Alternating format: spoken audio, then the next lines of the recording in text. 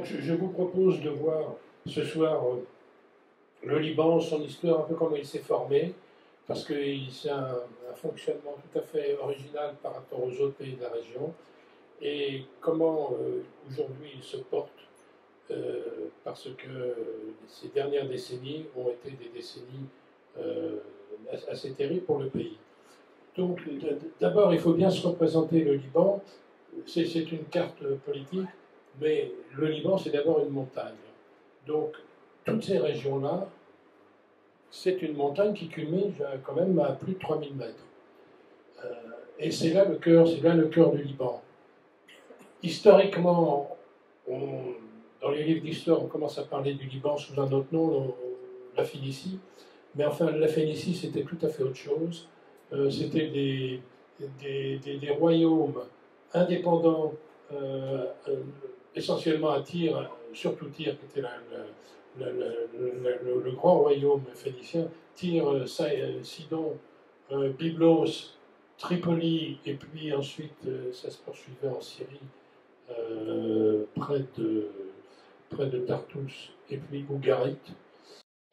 Donc, une fois revenu au Liban, Fakhreddin a rencontré de grosses difficultés. Il a été arrêté, il a été emmené à Constantinople, où, selon la règle, on lui a coupé la tête. Et donc, c'est comme ça que Fakhreddin est mort. Le climat s'est détérioré parce que, au fur et à mesure que l'économie se développait, elle se développait quasi exclusivement au profit des Maronites. Pour une raison très simple, c'est que les Maronites étaient les plus éduqués. Il y a eu toutes les écoles missionnaires qui se sont installées, innombrables. Les ordres qui se sont installés au Liban, dans la montagne, sont très nombreux. Donc les Maronites étaient d'abord la communauté la plus éduquée. Donc, et la plus proche des Européens, du fait des missionnaires et du fait que les Maronites, attachés à Rome, étaient aussi tournés vers l'Europe. Cette situation fait qu'ils ont créé des envieux. Ils étaient les plus développés aussi économiquement, parce que précisément, ils profitaient des techniques européennes qu'ils avaient, du fait de leur éducation et de leur connaissance, ils étaient très prêts, très adaptés à enregistrer les nouvelles techniques européennes, surtout dans le domaine de la soie, qui était la grande production du Liban, sinon la production exclusive.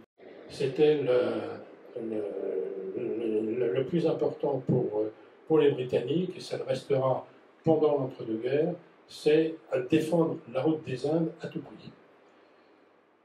Donc les Dardanelles, c'est un échec, on le sait.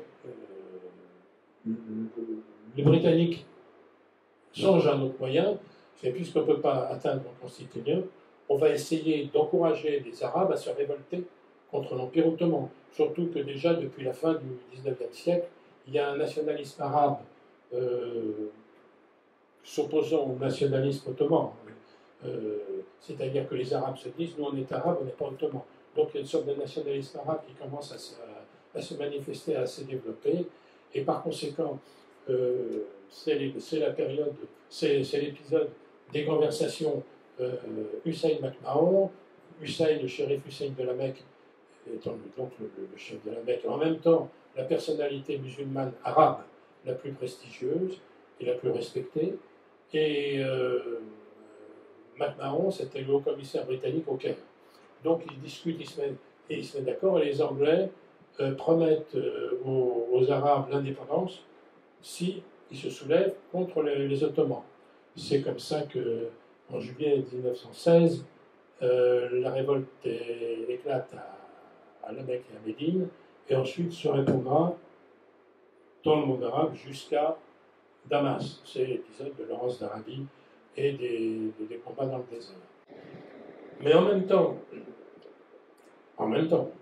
la Grande-Bretagne et la France discutaient sur le partage de ces régions après la guerre.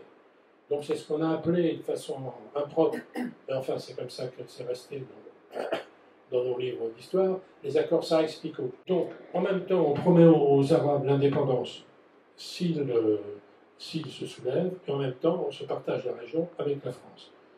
Troisième contradiction, c'est en novembre 1917, la déclaration Balfour. Cette région est en même temps promise pour établir un foyer juif, sans que la population soit consultée, ni même informée.